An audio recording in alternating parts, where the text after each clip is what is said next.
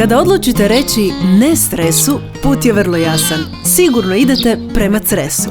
Zovu ga najljepšim biserom Jadrana, ali jednim od najboljih otoka Mediterana. Jer kada već s trajekta ugledate te prekrasne prizore pejzaža koji oduzimaju dah, na takav život lako bi se naviknuli. U okviru Lijepe naše od 1244 hrvatska otoka, Cres je najveći. Divlji i još uvijek neotkriven u potpunosti, može se pohvaliti i brojnim maslinicima, mnoštvu ljekovitog bilja kao i više od, zamislite samo, 1400 vrsta biljaka. Zvuči kao pravi hedonistički raj. U jednom takvom, u mjestu Filozići živi obitelj Zlatkom. Oni su udobnost i mir grada odlučili zamijeniti seoskom idilom. I čim zakoračite u njihovo dvorište, osjećat ćete se kao da ste na nekom drugom planetu. Gospodine Igore, jedva smo vas pronašli, živite, tako se mene potpuno udaljeni od civilizacije u punom smislu riječi i nama se to iz ove perspektive asfalta čini prekrasno. Jel griješim kad kažem da je prekrasno? Ja bih rekao da mi nismo pogriješili, a sad svako će znati za sebe. Kad ste došli ovdje vidjeli ste kolika je to razlika između svakodnevnog života u velikom gradu i tu, naravno, drugi su to poslovi, druge su stvari i prednosti koje se ima tu. Da, dakle, živjeti u skladu s prirodom nosi to, automatski postaješ drugačiji. Da živimo na nekom drugom otoku bi bili mi isto drugačiji, ne? Dakle, izabrali smo tu živjeti, mi smo iz Rijeke, inače, ja i supruga, gradska djeca i došli smo tu na selo. Poljoprivreda, koze, ja radim u drvu, razne stvari.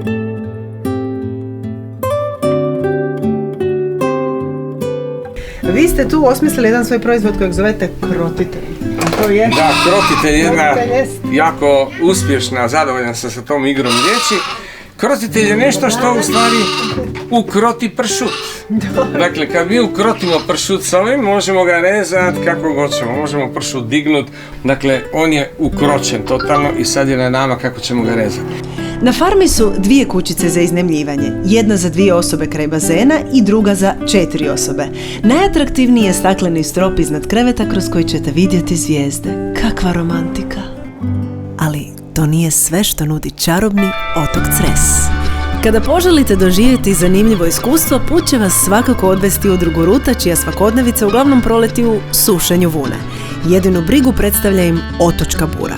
Ova šarena i vesela družina okupila se kako bi očuvala izvorne vrijednosti ovog kraja, a zbog njih srećom ovčja vuna neće pasti u zaborav.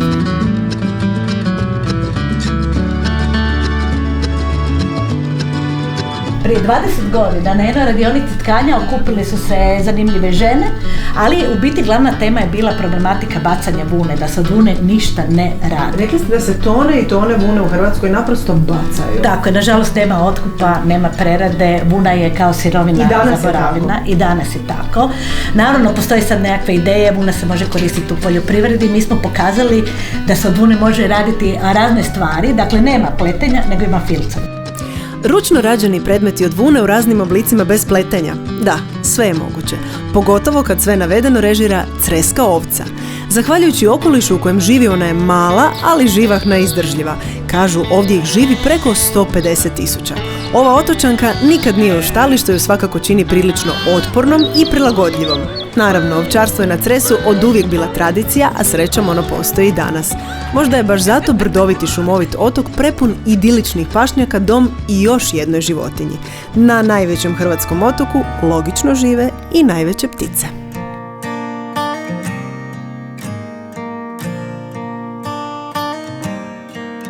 S rasponom krila od skoro 3 metra, težinom i do 15 kg, a brzinom leta od 150 km na sat, s početkom 20. stoljeća bjeloglavi supovi bili su rasprostranjeni na području čitave Hrvatske.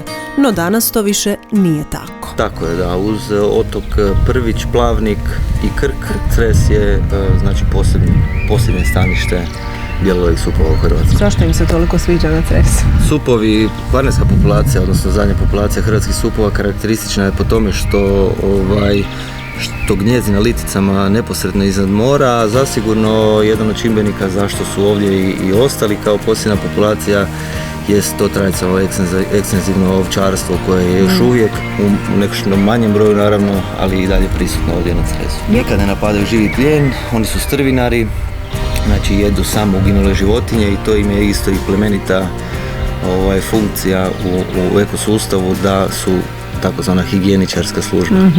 No pazite, u njihovom prisustvu morate biti jako tihi. Uz sve ostalo, već ćete se uvjeriti i sami. Povratak prirodi nešto je najljepše što vam se može dogoditi. I baš zato nemojte uskratiti svojoj umjetničkoj duši odmor za pamćenje i krenite bez stresa, put tresa.